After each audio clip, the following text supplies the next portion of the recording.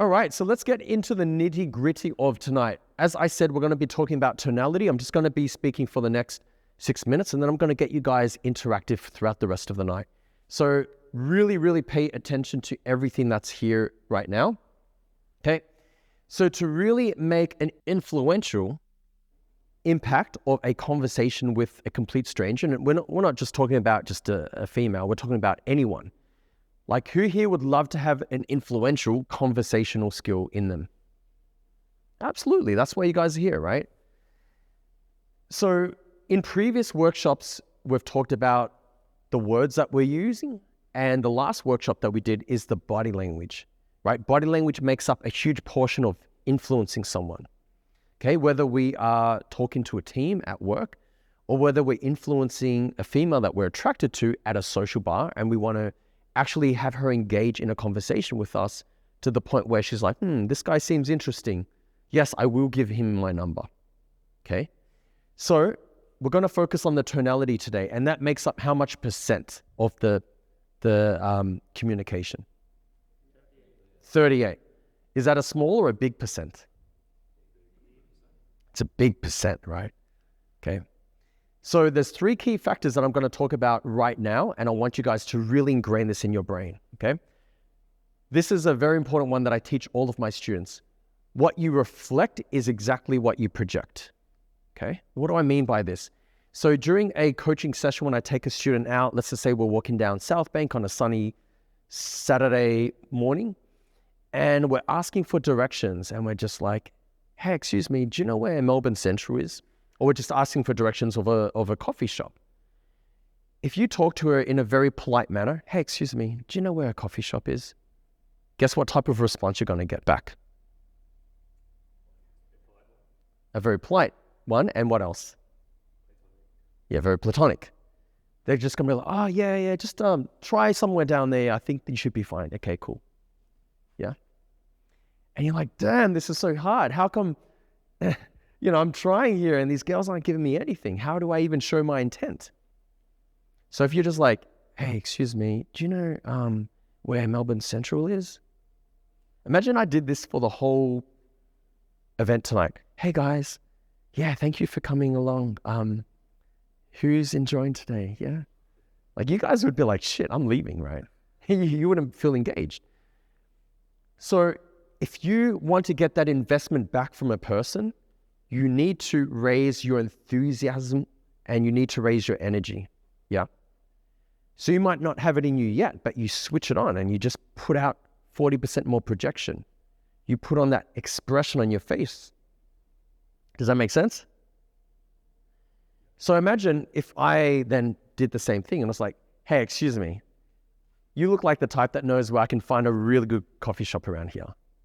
Guess what response I'm going to get back from her or him or them? They're going to be more enthusiastic, because what's more contagious is COVID and the smile, right? And STDs, but we won't go there, right? So the smile is very contagious, okay? So if you go in, I can promise you, next time you guys go out and you're smiling, even if you don't say anything and you just maintain eye contact with the girl and you're just like, you see Jack just smiled just straight back. No homo, but it's contagious. And I can promise you that is like one big step of engaging in an interaction. And then she's going to then engage back. Even if she's having a shitty day, you're influencing that, okay? So what you project is what you reflect, and vice versa, okay? We all got that? Yep. Fantastic. The second key point is when we're talking to someone, we are influencing the other person. Okay, really, really understand like right now, I'm influencing you guys to listen and to become better. Okay, and that's coming from my vocal projection and how I raise and lower my tonality.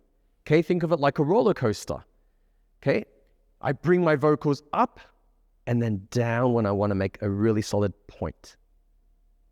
But if you're just like the tram, like the city circle, and you're just like straight, you're like, hey, how's it going? Yeah, my name's Andrew.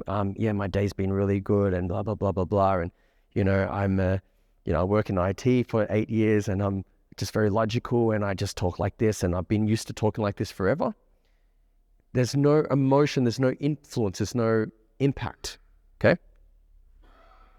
So one key point I wanted to mention in a conversation, this is actually a powerful thing, and I heard this from another coach many, many years ago when I was studying how to become a better public speaker. Someone in a conversation is selling and someone is buying. So you're buying my information and I'm selling you the idea that to speak up makes a better impact. Okay?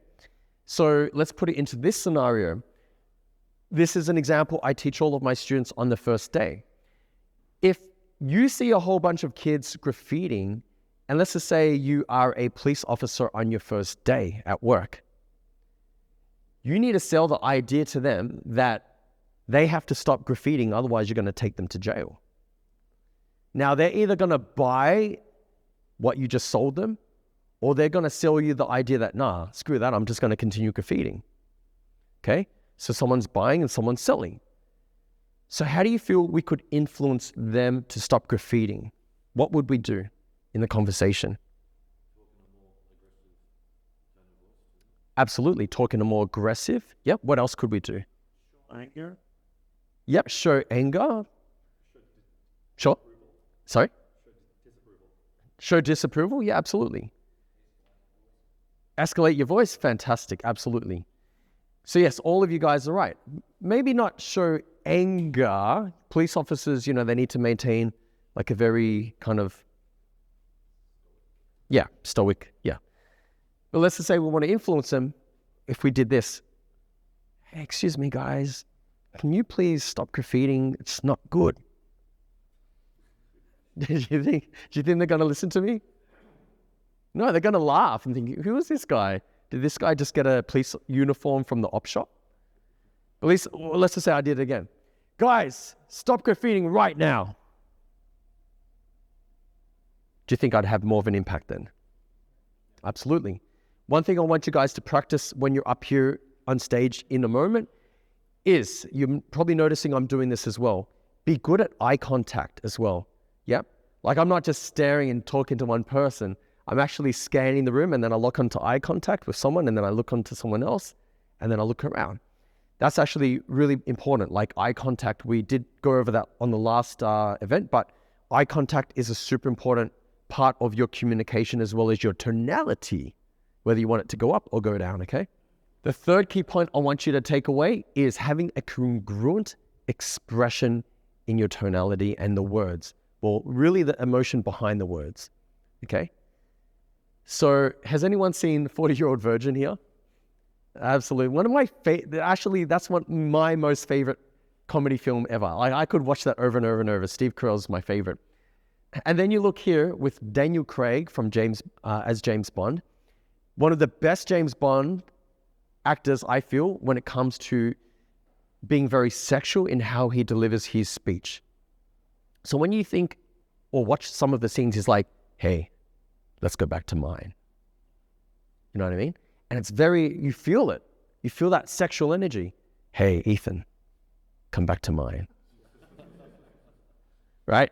So he's got that really good expression behind the words. But imagine he did this. Hey, come back to mine. No, he's like, what? What is this guy on about? There's a really funny scene in 40-Year-Old Virgin where he's trying to describe his first sexual encounter. When he's like, yeah, the tits feel like a bag of sand.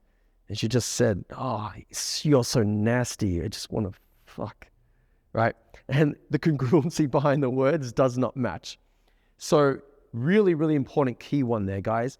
Put the right emotion behind the words, and I can promise you it'll make a solid impact. This is a bit of a summary now. How do all these characters differ from each other when it comes to tonality? Yeah, I don't even know his name, but he's like, hey, he talks like that, right? You want some fries? Right, and so there's question marks at the end of his sentences a lot of the times. He's like, hey, and then he talks upwards in a hey, high-pitched voice. And I used to do that a lot. I actually used to do that a lot. So when you look at Chief Wiggum, he's like, hey. So his vocal tones is like down. Hey, how's your day going? And that comes off more masculine and more empowering instead of, hey, how's your day going? And then the one on the left, the homeless guy, a lot of my students tend to do this in the first session with us. They talk very softly. They're like, hey, excuse me. Hey, excuse me. Do you know where Starbucks is? And then as soon as someone hears, hey, excuse me, in a very soft voice, automatically a person that hears that on the street, they'll think you might be homeless or asking for a cigarette. So imagine a homeless guy came up to you and he's like, hey guys, how's it all going, right? You like, hey, what's going on here? Like, is he homeless? You know what I mean? So straight away, our brain just goes into this autopilot mode if we talk very softly. Like, hey, how's it going? Right? So just think about this. There's really good 3 different examples here.